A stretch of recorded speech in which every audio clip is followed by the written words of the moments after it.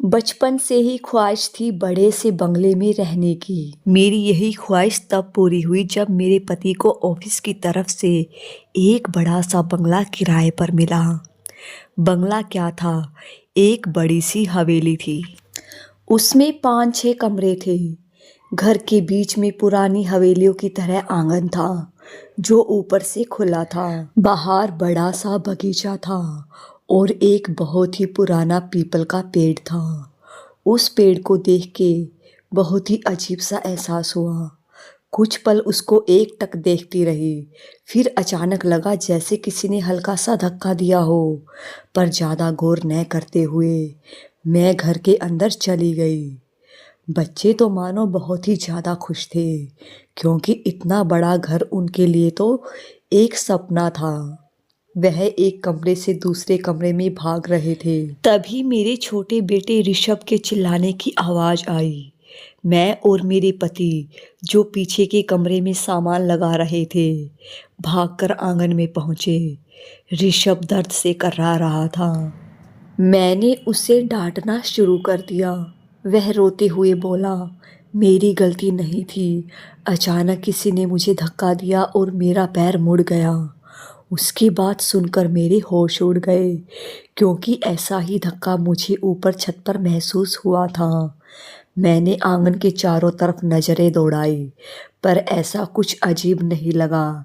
अचानक से मेरे ऊपर कबूतर की बीट गिरी। मैंने गर्दन उठाकर ऊपर देखा तो हैरान रह गई। वही पीपल का पेड़ जो बाहर बगीचे में था, उसका आधे से ज़्यादा भाग आंगन पर साफ दिख रहा था। उसके पत्ते हवा से खूब तेज हिल रहे थे। न जाने क्यों, पर उस पेड़ को देखते ही मेरे रोंगटे खड़े हो जाते थे। रात को मैंने अपने मन का डर अपने पति से साझा किया, पर पहले तो वह हंस पड़े, फिर थोड़ा गंभीर होकर बोले, देखो, तुम्हारी ही जिद की वजह से मैंने इतने बड़े बंगले के लिए हाँ किया था। इसलिए इस वहम को दिमाग से निकालो और अपने सपने को खुलकर जियो। फिर दोबारा ऐसे घर में शायद ही रहने का मौका मिले। कह तो वह ठीक ही रहे थे। मैंने अपने आप को समझाते हुए सोचा कि शायद मैं ही ज़्यादा सोच रही हूँ। मैं अगले दिन घर की साफ सफाई में जुट गई।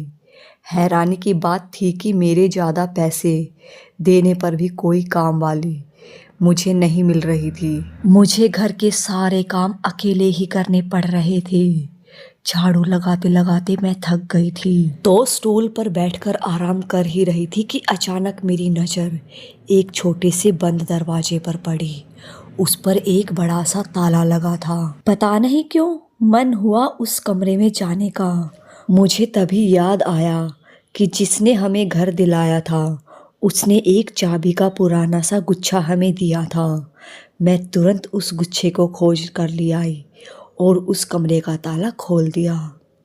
अंदर का नज़ारा काफ़ी भयानक था। कमरे में बत्ती नहीं थी, पर क्योंकि दिन का समय था तो कमरे में बने 2 बड़े बड़े रोशनदान से काफ़ी रोशनी अंदर आ रही थी। मैंने चारों ओर नज़रें दौड़ाई। जगह जगह मकड़ी के जाल लगे हुए थे। कमरे में हर जगह धूल ही धूल थी।